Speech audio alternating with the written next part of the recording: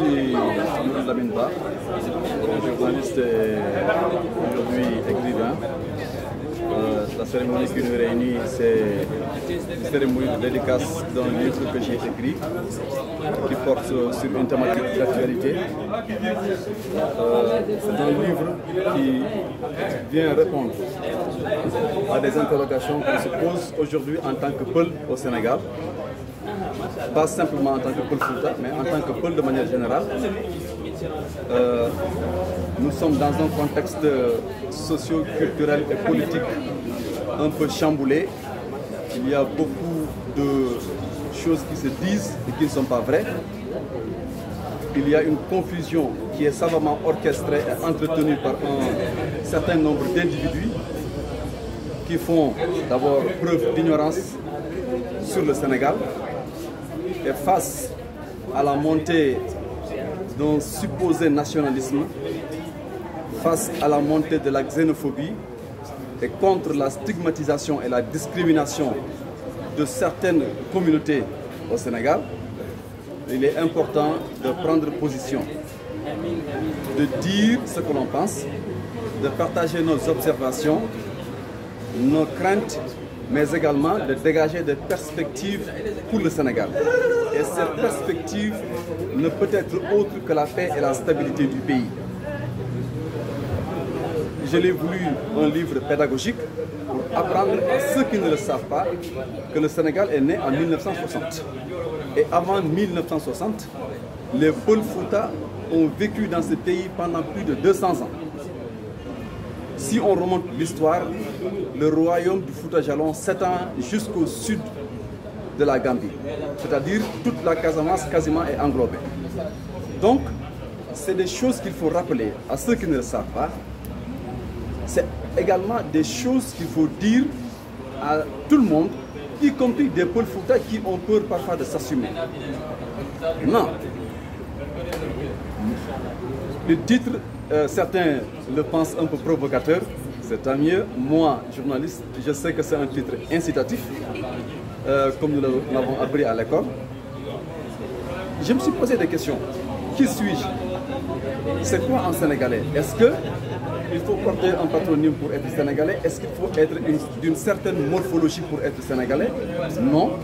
La nationalité sénégalaise est définie par un code. Et ce code, il est clair. Il ne convoque pas l'origine ethnique de quelqu'un. Il ne convoque pas l'origine géographique de quelqu'un.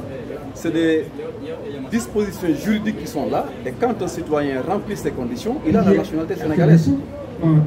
Donc on ne peut pas vouloir déterminer la nationalité sénégalaise sur la base d'un patronyme ou bien sur la base d'un groupe ethnique. Le Sénégal va au-delà de ça.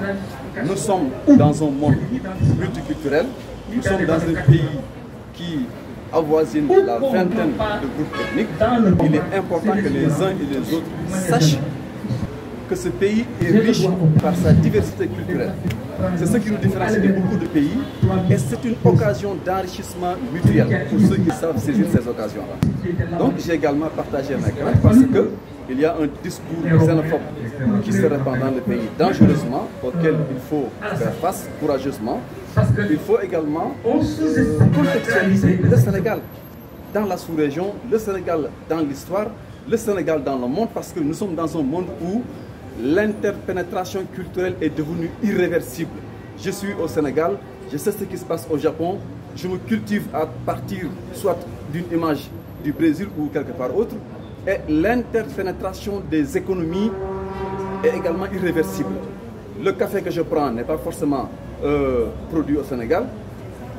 La machine qui chauffe l'eau et qui me sert pour le café n'est pas produite au Sénégal. Autant pour moi, voilà. Justement, est-ce que donc vous appelez à un débat? Ce livre appelle à un débat? C'est une interpellation qui est lancée à tout le monde. Aux intellectuels, aux hommes de culture, aux hommes politiques, aux religieux, disons à tout le monde, à tout le pays. Parce qu'il y a eu des pays où ces débats se sont posés, mais les gens n'ont pas eu le courage de les affronter. Celui qui a préfacé ce livre est un journaliste ivoirien qui a écrit un ouvrage qui s'intitule « Rôle et responsabilité des intellectuels dans la crise ivoirienne ». Si les Ivoiriens avaient pris l'initiative de débattre de ce sujet dans leur pays, peut-être que ce qui s'est passé dans ce pays ne se serait pas produit. Si les Rwandais avaient refusé qu'on les divise, qu'on les monte les uns contre les autres, ce qui s'est produit dans ce pays ne se serait pas produit. Au Sénégal, nous avons la chance d'avoir ces deux exemples-là qu'on ne doit pas dupliquer au Sénégal. Parce que c'est des expériences douloureuses. Donc, nous invitons tout le monde à un débat national sur la question de l'identité culturelle sénégalaise, sur la question de l'identité nationale sénégalaise, sur la question de la nationalité sénégalaise, que ce ne soit pas simplement quelques individus qui ont la chance d'être invités tout le temps par des médias, curieusement, et que ces médias se transforment en courroie de transmission de haine, parce qu'aujourd'hui, il y a une haine que certains portent contre les Peul Fouta, malgré eux.